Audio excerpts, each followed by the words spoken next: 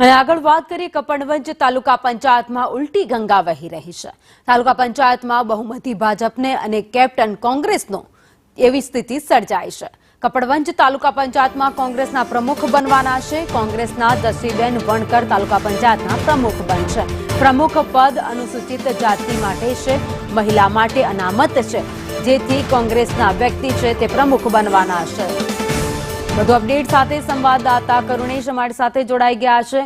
કરુણેશ, કપડવંજમાં ભલે ભાજપ જીતી હોય પરંતુ બહુમતી ભાજપ પાસે હોય, પરંતુ જે પ્રમુખ છે તે કોંગ્રેસના બનશે।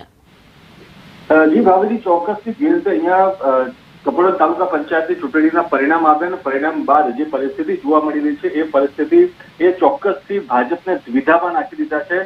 એનું સ્પષ્ટ કારણ એ છે કે કપડવંજ તાલુકા પંચાયતની અંદર ભાજપના 18 ઉમેદવારો જે હતા તે જીતી ગયા છે અને સ્પષ્ટ બહુમતી ભાજપને મળી છે, પરંતુ પ્રમુખ પદ માટે જે અનુસૂચિત વિભાગના જે ઉમેદવાર હોય, રોસ્ટર મુજબ જે ઉમેદવાર હોય કે જે અનુસૂચિત જાતિના હોવા જોઈએ, પરંતુ ભાજપ પાસે એવા 18 જે ઉમેદવારો જીત્યા છે તેમાંથી એકય ઉમેદવાર રોસ્ટર પ્રમાણેનો નથી અને કોંગ્રેસના જે ઉમેદવાર જીત્યા છે તે જસીબેન મહિલા કે જે અનુસૂચિત જાતિમાં આવે છે, ત્યારે હવે પ્રબળ શક્યતાઓ જોવા મળી રહી છે કે આ જે કોંગ્રેસના જે ઉમેદવાર છે તે કેપ્ટન બનશે, એટલે કે તેમને પ્રમુખ પદ મળશે તેવી પ્રબળ શક્યતાઓ અત્યારે જોવા મળી રહી છે।